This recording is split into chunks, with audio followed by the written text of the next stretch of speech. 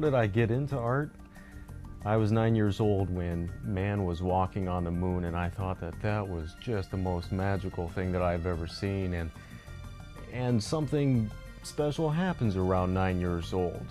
I think 9-year-olds latch onto things that will take them throughout the rest of their lives, and this is what it was for me, was men going up and touching the moon. I was always drawing, and this seemed to dovetail just perfectly, the idea of being an astronaut and being an artist at the same time.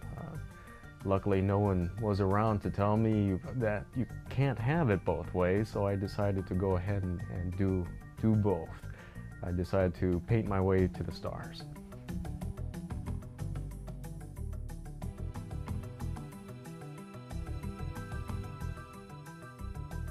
My very first paying job was while I was still in high school. I lived very close to the Jet Propulsion Lab in Pasadena, and at that time they were very active in going out and exploring the solar system with a Voyager spacecraft.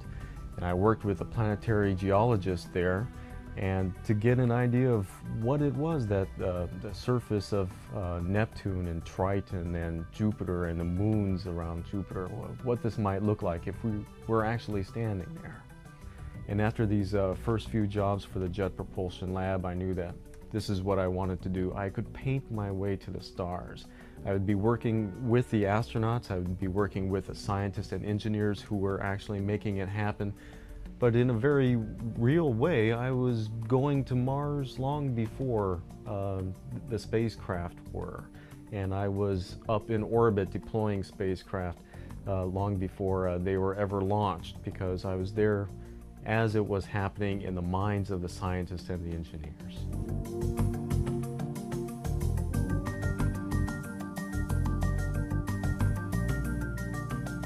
Some of the work that I've done over the years, probably the most exciting was working for Walt Disney right out of high school. They were behind schedule and over budget, and it was a lucky time for me coming right out of high school to be hired for the Walt Disney Corporation to work on Epcot Center.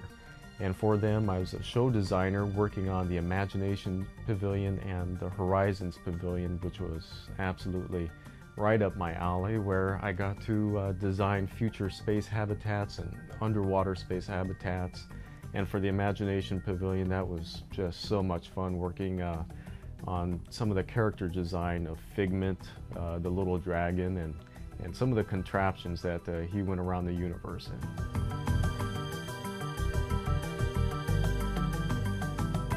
In order to make the space station a livable environment, NASA actually enlisted the help of artists to come in, take a look at the interiors, and ask what it is that we can do to make the inside a little more hospitable for long periods of time.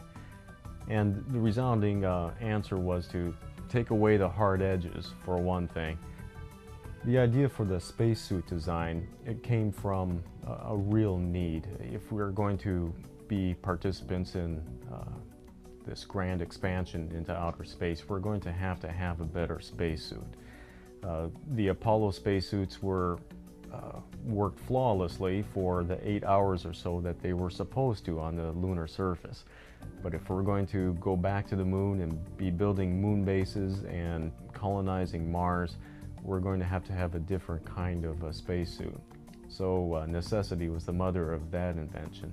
And again, it started off small and eventually worked its way up to the full-scale prototype. Why did I go into the art side rather than the scientific side? Actually, I don't see any difference between the two. I still feel that I'm very much a part of the scientific process. It is a completely collaborative effort with the engineers and the scientists.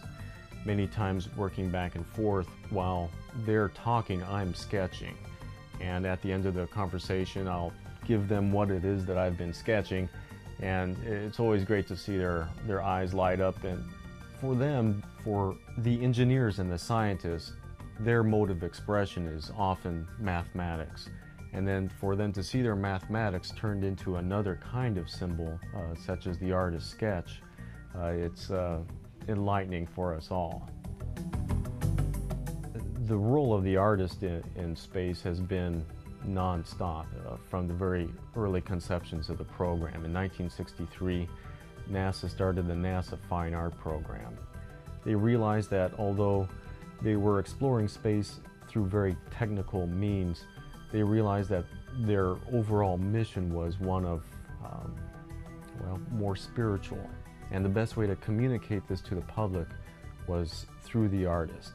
So they had artists come in on site, witness launches or the building of spacecraft and the actual suiting up of astronauts, etc., from Rauschenberg to Norman Rockwell.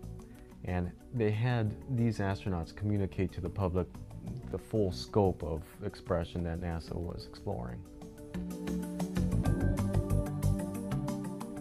I just got back from a meeting with Dan Golden, the NASA administrator, and we were talking about the role of artists in space.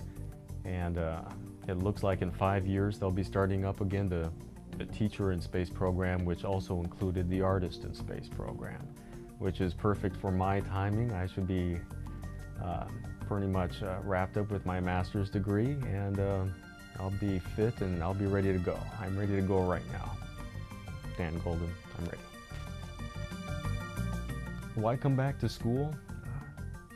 You know, I never had the opportunity to be a college student. I went to work right out of high school for the Disney Corporation. And I had always wanted to teach. And now, 20 years later, after a detour that took me to some pretty fascinating places, it's time to go back to school and learn what it takes to be a teacher. Of course, to be a good teacher, you need to be a student first. So that's what I'm doing here at SCAD.